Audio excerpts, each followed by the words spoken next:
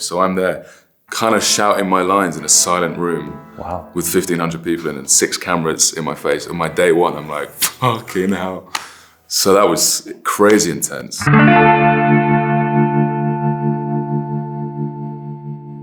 Your portrayal as the antagonist in this movie was so despicable. I really hated your character. So first of all, great job. Cheers. What classic movie villain would you say has been your inspiration for playing Wilson Jeffries? Oh, wow. I had a few inspirations. I was sent by Viggo, sent me a load of westerns to watch. You know, he sent me like 50 to 60 westerns. I was like, fuck, okay. I didn't have to admit I didn't watch all of them, but I don't think he wanted me to. You know, he said, this film is great because it has some great horse riding, or the way this guy walks, or the way this guy speaks, a tone of voice. That kind of stuff to look out for. But there were a few films that I watched. Bad Company with Jeff Bridges, you know, just as it's about, you know, a group of young people kind of on the run, they're outlaws. So looking at that and the violence and stuff like that in that film. And then John Wayne in Red River. You know, he's got such a sinister kind of edge to him in that film. And that was something that I watched. I was like, oh, okay, I can use that, the stillness and the kind of, I'm not going to do it. I know. You know. Very terrifying. Yeah, just really quite intense. So I think those, for me, were kind of the initial things. And then I guess I just drew subconsciously from other characters that I'd seen in movies, but I can't say which. Those for sure, yeah. The movie starts with 2 deaths and one very gruesome and violent murder by your character and one peaceful, quiet passing. What is your personal interpretation of the title, The Dead Don't Hurt? The Dead Don't Hurt. Well, I mean, I know what the interpretation is, and the dead don't hurt is, well, it means that the dead don't feel pain, but it also means that the dead can't hurt anyone. Yeah. You know, depending on where you put the don't. So, double meaning. Yeah. Clever, and it sounds like a good Western name anyway, so I think it works. Yeah. I was in the cinema and I saw the title card and I immediately thought of like those 2 meanings. Yeah. Oh, because she's not hurting anymore. Yeah. And if a bad guy is dead, he can't hurt anyone. Can't hurt. Yeah. The character Olsen has a very particular neck scarf, and Wilson has the all-black outfit with a dominant cowboy hat. What little trinket or object that we as an audience might not even realize at first would you say helps you to getting into and finding the character? The spurs on my boots. I think people do notice that one because it's the sound. You know, Western as a character, you hear him before you see him. Yeah. And after you hear that noise, you know, the clink, clink, clink, as he's just killed all these people in the second scene. You're like, anytime you hear that sound from now on, you're like, oh my God, what's gonna happen? So, yeah, definitely the spurs. And that was something they had maybe walk different. You know, they're quite heavy. They were fucking like big, like, it's like a guy driving around in a crazy fancy sports car with a souped up engine. I never thought and you of just that. think, oh, what a dickhead. Yeah. But it's the same thing. It's like Western equivalent. Yeah. Big, black, beautiful horse. Yeah. Massive spurs, like this big. Yeah. You're like, oh, he's just showing off. So that helped me, the character.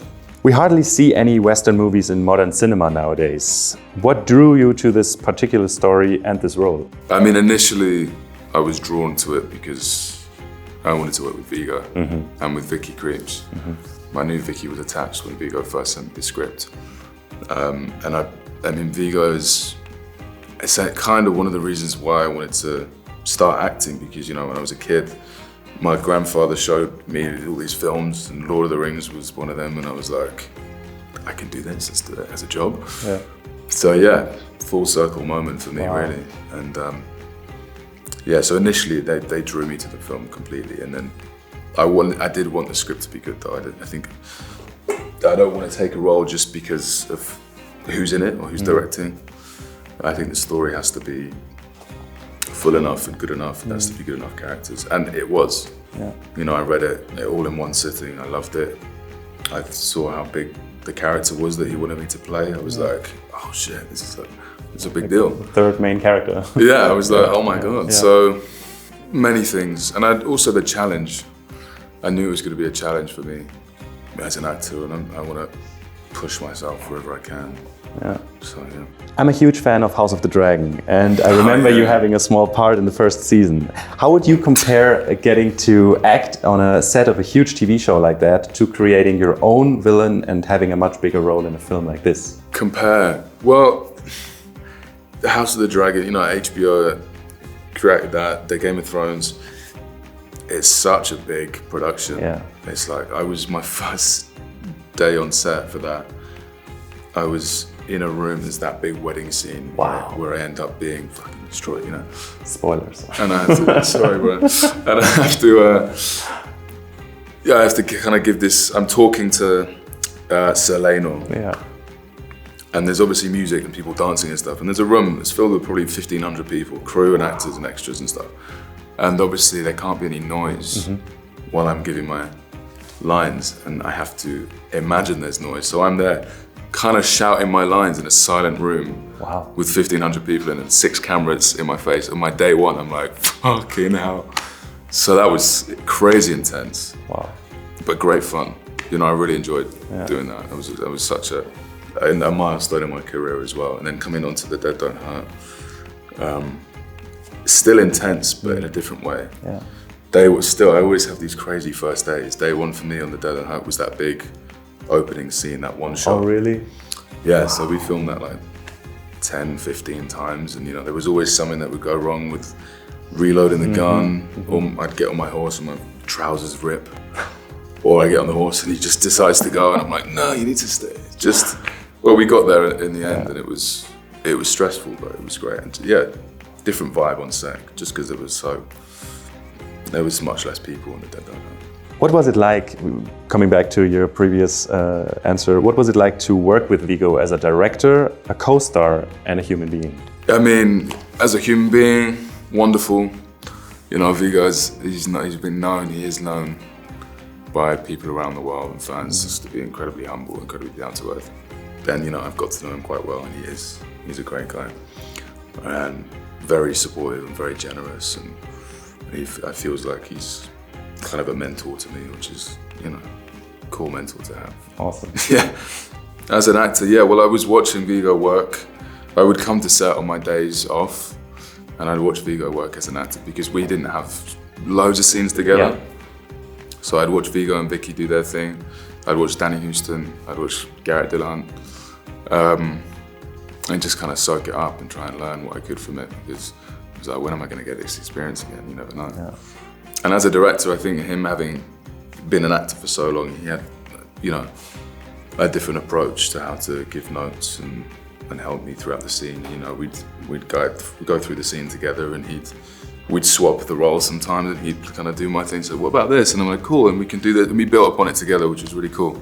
Oh, wow. And yeah, I found it definitely helpful that he had an actor's mindset. Yeah.